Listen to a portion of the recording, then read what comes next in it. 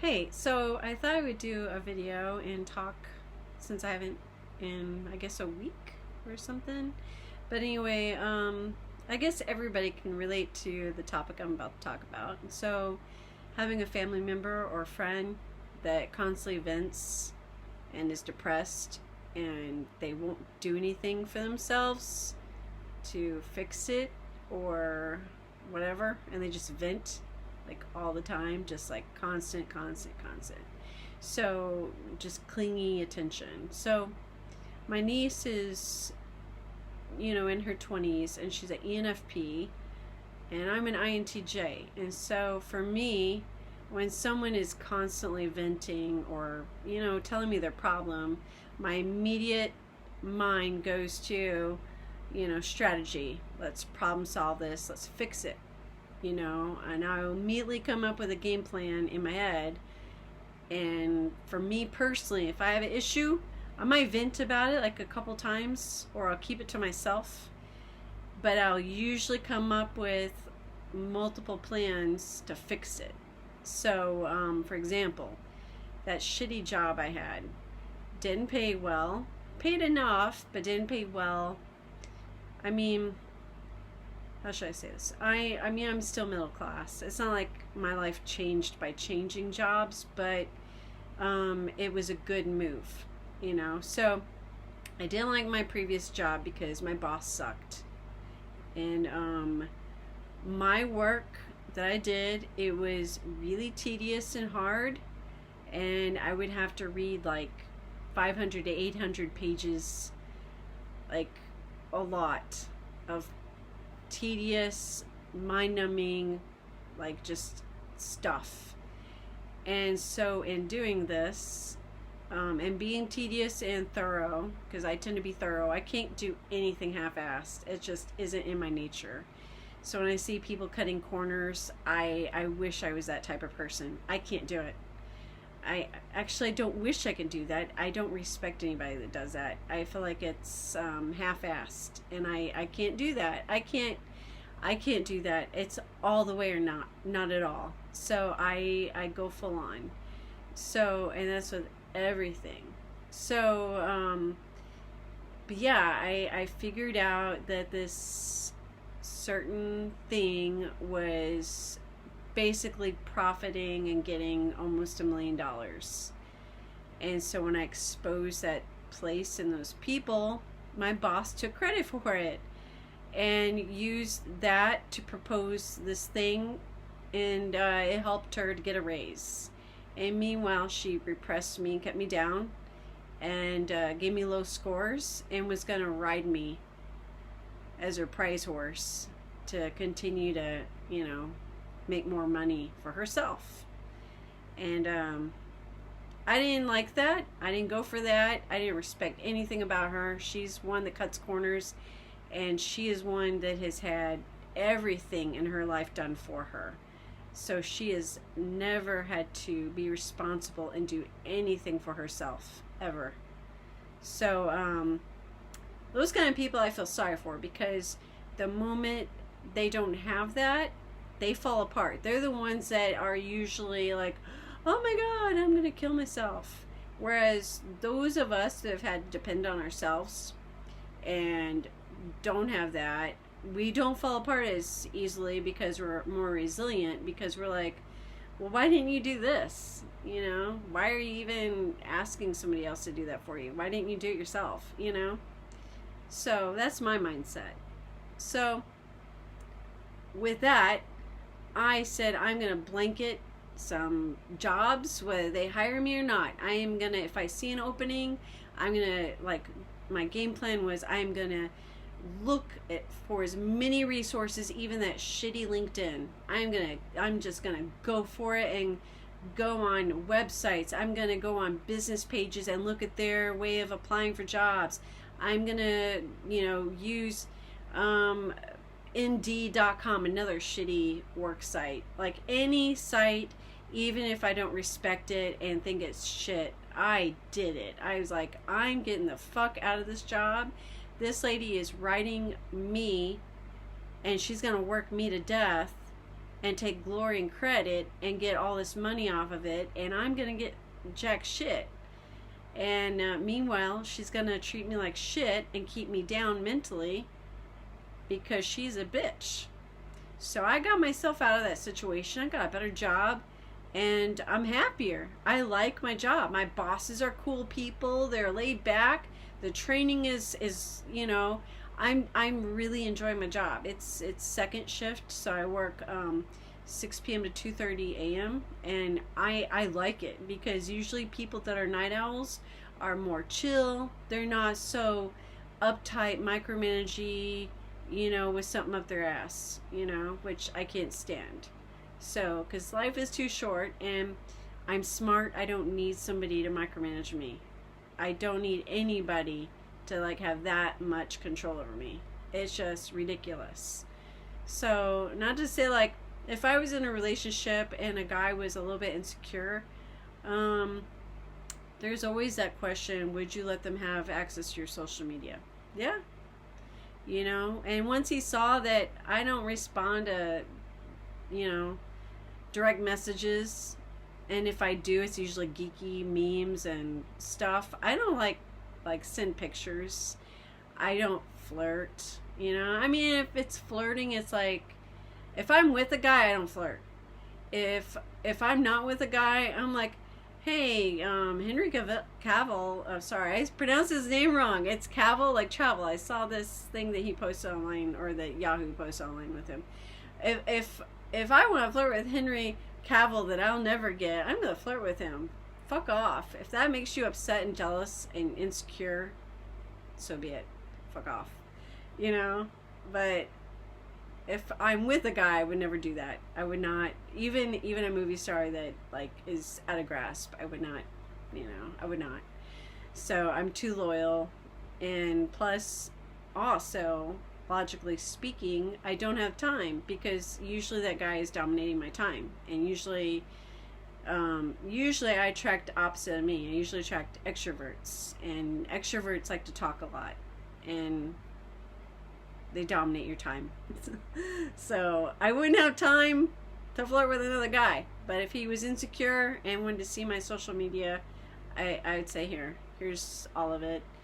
When you find something that makes you jealous and insecure, let me know. I will fix it. Whatever. I'll stop it. Whatever it is that you see that you don't like, whatever. So if he says, hey, do you want to see mine? I'll probably say no, because I don't have time. I don't want to look at all your shit. It's energy draining. My energy needs to be spent in other things, you know. Time is short. So I just don't. So if he does something that's overt, and I could see he's, you know, a douchebag and cheating, or he's an asshole, I'm not going to stay with him. And that doesn't require access to his social media or his cell phone. His overt actions are what will drive me away. So, that's, you know, that's how I am. I'm pretty clear cut and simple. There's nothing, although people always say I'm complex, I think it's just because maybe because they can't figure me out, because my personality isn't, I guess, typical and stuff like that. But yeah, I know my niece needs to drain, you know, I said drain. I know my niece needs to vent about stuff, but it is draining. I can't, some days I can't stand it, you know. I get kind of angry because, like, I don't want to, and I'll tell her, don't talk to me about death thoughts. That's super negative and toxic. Why are you thinking about death? You're a young mother. You should be thinking about your child and putting your child first. You know, and I told her that outright, you know. And the reason I did that is because she's an ENFP personality, and ENFPs will tell you exactly what they think, whether you want to, you know, whether you want to hear it or not, and they don't care if they're rude as hell when they tell you that.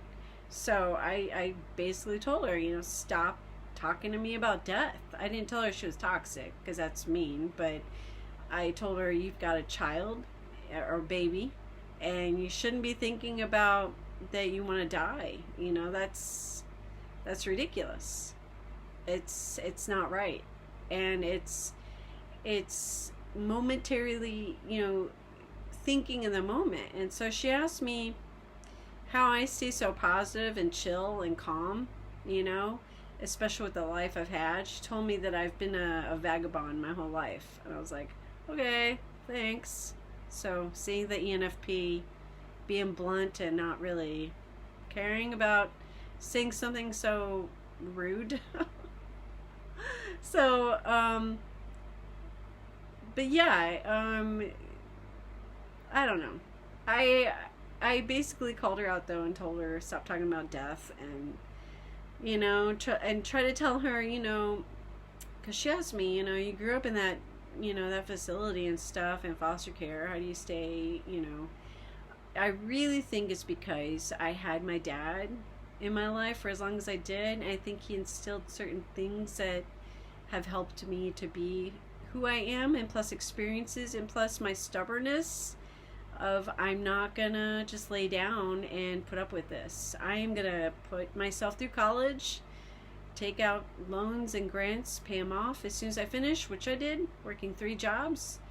I'm gonna go to graduate school. I am going to, work full time, and I'm going to apply for as many scholarships as I can get to help me to cover all the costs, and I did. And I had to keep a high GPA, so unfortunately, because that was one of the scholarships I had for graduate school. Graduate school is way harder than college and requires more reading and more critical thinking skills, and more research papers, more exams that are more like you really have to think. So I say that to say a lot of my relationships didn't get high priority because I had to work full time and study all the time. So it is what it is. But I didn't let that keep me down. I did feel lonely. I still feel lonely now. I'm not even in graduate school anymore. I graduated way back in 2011, and I get lonely and down, but I try to do stuff, and I told her that I do stuff to cope. I go outside, look at the stars. She laughed at that. I said I literally do. I said when my dad died, that is the first thing I did was go outside and look at the stars and cuss out God. And it made me feel better, and just looking at the stars is peaceful. There's nobody around. You feel like you're the only one on the planet, so it helps you to be more introspection and makes you feel like you're connected to nature more, And I take walks out in beautiful nature, because when you're looking at nature, you're not focused on yourself in your head. It gets you out of your head. So, that's what I told her. I said, and I stream crap. I have so many streams, it's not even funny. But I stream stuff all the time. Or I'm playing video games all the time. And she thought that was kind of strange. But I told her, you know what? Video games is a good way to escape. And you will look at the time and think, oh my God, I was playing this for 4 hours straight. I didn't even realize that much time had, passed. So it's a good way to pass time, and you don't feel as bored and lonely. And sometimes you'll talk to other people who play the same game and they have the same frustrations, and, they're like, yeah, to the makers of the game, they should have developed the app better, they should have done this better, and, or we're like, oh, I love the graphics and this part's fun. You get those bonds with that, that you wouldn't have otherwise. So it's kind of fun, but it takes your mind off. And watching movies, watching your streams, going on social media, So I don't know. I feel like,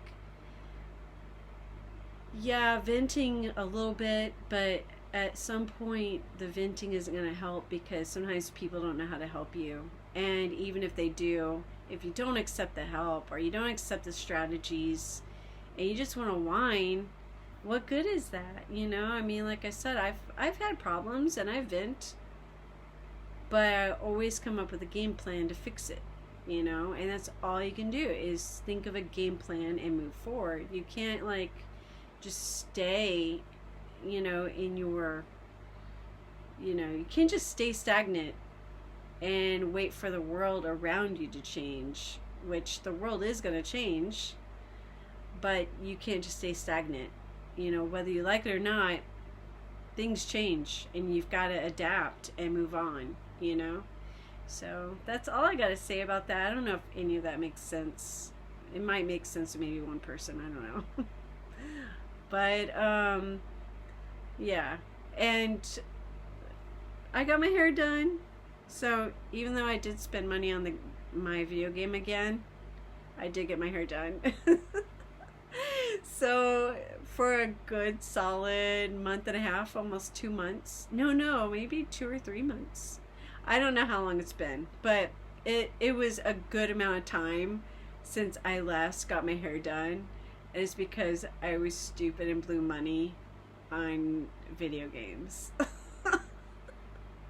So worth it though, because it helped me with a lot of anxiety I had, because like I said, when you have a shitty boss who is deliberately making your life miserable and on top of that micromanaging you and then taking glory for your work, you know, you gotta have some kind of out, you know.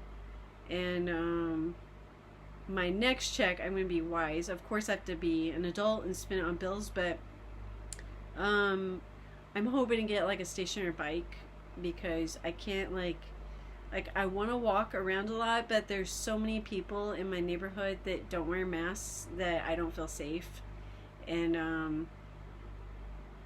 I just don't feel safe. I don't feel good about walking by myself. And I've had too many recent encounters with people that kind of made me feel unsafe. I had a guy that tried to rape me. I left work at 1:30 because I'm still in training mode before my hours kick in. So I left work after 5:30. So right now my hours are 5 to 1:30, and then when my hours kick in, it'll be 6 to 2:30. But anyway, I was stir crazy. I was sitting at my desk for 8.5 straight hours, and just like really ready to just get out, you know. So I went and got a diet soda at the gas station, and I was going back to my car, and I usually wear baggy t-shirts so you can't like see that I've got big tits. And anyway, because I don't want the attention. I realized my body, I don't want the attention. And so I came out and I went and got my car, and this guy pulled up and saw me. And so then he like came up to my car window, and he was like pressing his body and humping it, and he was trying to open my door. He kept trying to open my door, and so I locked it immediately. And he put his hand down his pants. He was like, hey, tell me your name, and like he kept trying to talk to me. And then he was like, can you give me directions? And so I rolled the window down like a tiny bit. And I'm like, if you get back on that, you know, if you go, you know, behind us and turn right on that main road, that'll take you back to the main freeway. And he was like, huh? And he tried to put his head in. So I rolled him back up, and then he was like staring at me, and he put his hands down his pants. It was so disgusting. Oh my God. I got home and I cried. I was so angry. Usually if I'm crying, it's because I'm mad. And so I was just like so mad and angry, and I really wanted to like immediately like pull out and back out of there and get the fuck out. And I didn't want to roll over his feet and hurt him, and even though he would have deserved it. And I also didn't want to get sued, because they will do that to you in Texas. And so anyway, so I got home and I cried, and I was like, oh, and yeah, that was horrible. Horrible. So I don't feel like really great about going out right now. I would go like shopping, you know, and get my groceries, but I'm like, I have my list, and I go and then I come back and I'm done, and I'm just like, I don't go in there and dilly dally. I just like get what I need and I get the hell out, because there's also people going into the stores that don't wear masks. Like, nobody gives a shit about COVID, even though it hasn't gone away. It's not cured, it hasn't gone away. There is still a plague going on, or pandemic or whatever, and people are just not wearing masks. So I just I'm not like that fearful of that as much as I'm more fearful of the crazy people, because like, it's the crazy people that aren't wearing the masks. I'm not trying to be mean, but the ones that are all, oh, it's a conspiracy, nobody's died from this is a made up disease. And I'm like, why would a third world country make up a disease if this was fake? If this was just America and government and politics doing this, why would third world countries be affected? This is a global pandemic. It's not just America being affected by this coronavirus. These people are so stupid. So, but yeah, usually they're like a little bit, you can tell they're off the cracker. Like, their cheese has glided off that cracker at like Mach speed. It's like, so I just I don't know what to say. But anyway, yeah, people, I just don't feel like really 100% safe to be around them, and so I don't go out unless I absolutely have to. And so yeah, I'm bored and lonely, and that's all I gotta say. I do think the global pandemic would be easier to manage if I did have a guy. I wish I had met a boyfriend before the pandemic, so that I could at least have like regular dating and stuff that goes with dating and stuff with a relationship. That would be, aces. But it is the way it is. It is what it is.